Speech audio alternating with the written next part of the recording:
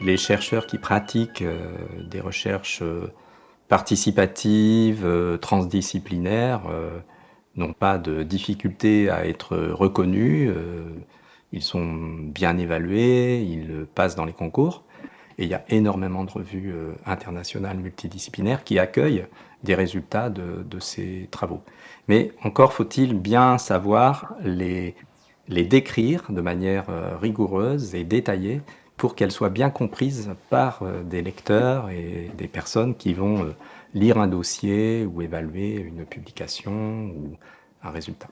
Le fait d'avoir commencé à développer des recherches participatives, je me rends compte a posteriori que ça m'a donné accès à des acteurs avec lesquels j'aurais pas forcément pas travaillé, et que ça nous a permis ensuite de développer de nouvelles questions de recherche et de monter des projets que ni moi, ni personne a priori dans le laboratoire nous n'aurions eu.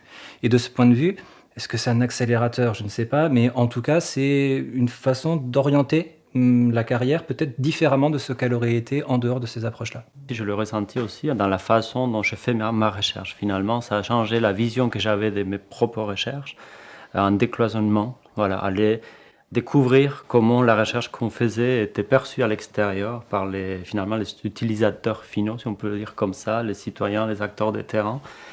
Et c'est vraiment quelque chose qui a changé mon évolution de carrière, mais pas dans le sens où on pouvait l'atteindre, mais dans la façon de la faire et la transmettre aussi, j'ai envie de dire.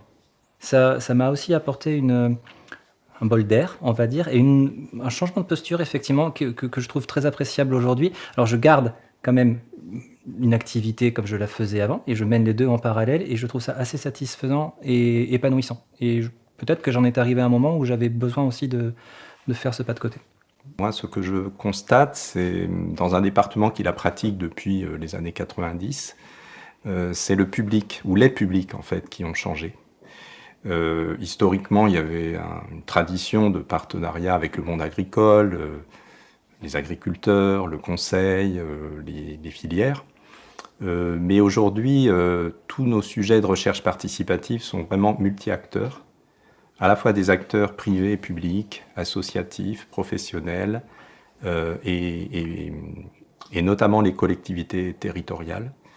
Donc ça change aussi ces types de recherche parce qu'on est toujours sur des sujets qui ne concernent pas qu'une catégorie, qu'une profession, qu'une filière, qu'un secteur, mais plutôt à l'interface. Si on part du principe que les sciences et la recherche participative font appel à une méthodologie bien spécifique et que cette méthodologie n'est pas forcément connue de tout le monde, il y a un travail méthodologique à faire. Et ce travail méthodologique, en soi, c'est un travail qui se publie et qu'il est nécessaire de publier aussi. Donc, faire le raccourci de dire que parce que c'est participatif, on ne publie pas, et parce qu'on ne publie pas, on est un mauvais chercheur, je pense que ce raccourci-là ne tient pas la route aujourd'hui.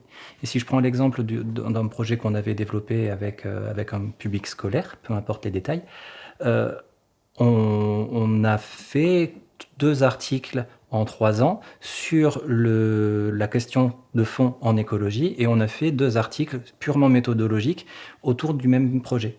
Donc de ce point de vue-là, ça n'a pas été un frein en fait, la participation. Les critères d'évaluation de la recherche ont aussi évolué, avec une reconnaissance, on le voit d'ailleurs dans les évaluations HCERS des unités, dans les évaluations individuelles des chercheurs, et la reconnaissance aussi de production, en plus des publications scientifiques, dédiées aux acteurs, à l'innovation, l'appui à la décision publique. Je suis allé lire le bulletin officiel ou l'équivalent qui définit les missions des chercheurs. Et cette mission d'information des publics, quels qu'ils soient, ça intervient au 4e point sur 6.